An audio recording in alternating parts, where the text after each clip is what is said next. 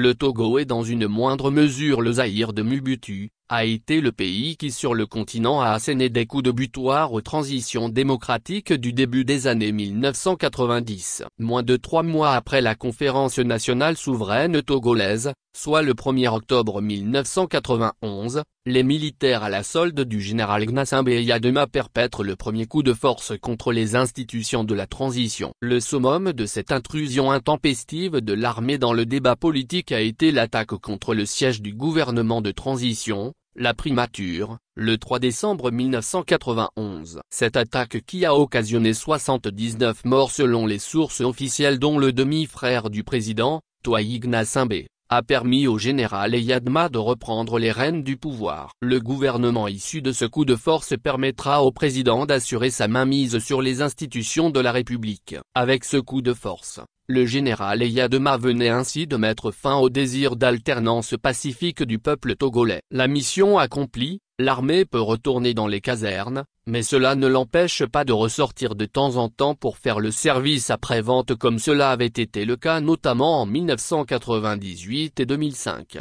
3 décennies après la première victoire des forces démocratiques aux législatives de 1994, par la coalition Karutte, une nouvelle opportunité s'offre à la majorité silencieuse des Togolais de tester la démocrature togolaise. Une démocratie sans alternance dans laquelle on rêve du pouvoir à vie. Pour ce faire, cette majorité silencieuse doit donner la majorité aux forces démocratiques au Parlement pour jauger de la capacité du régime à jouer le jeu démocratique. Même si, sur le terrain, on constate que UNIR continue toujours par utiliser les méthodes jadis décriées du RPT, les Togolais se doivent de l'exposer une fois encore à la face du monde. Ceci ne peut se faire qu'à travers ce vote du 29 avril 2024. Un parti qui modifie la Constitution sans consulter le peuple, n'est pas un parti démocratique. C'est un parti qui a peur des suffrages et ne compte pas sur le peuple pour gouverner. Si nous le disons, il faut qu'à chaque on ait des preuves de nos affirmations. Alors le 29 avril 2024 offre encore une opportunité à cette majorité silencieuse d'exprimer son rejet pur et net de ce système. Si vous êtes déshérité des richesses du Togo,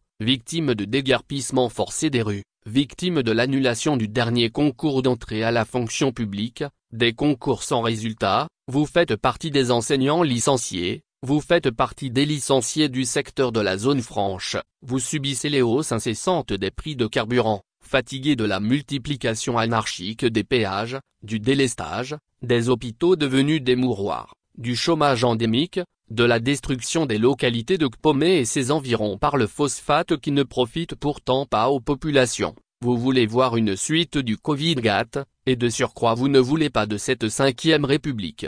C'est le moment d'exprimer votre mécontentement en votant contre ce système qui vous appauvrit et qui pousse la jeunesse à l'émigration forcée. Si vous ne le faites pas, restez dans votre coin et subissez, ne venez plus dire que c'est la faute à l'opposition.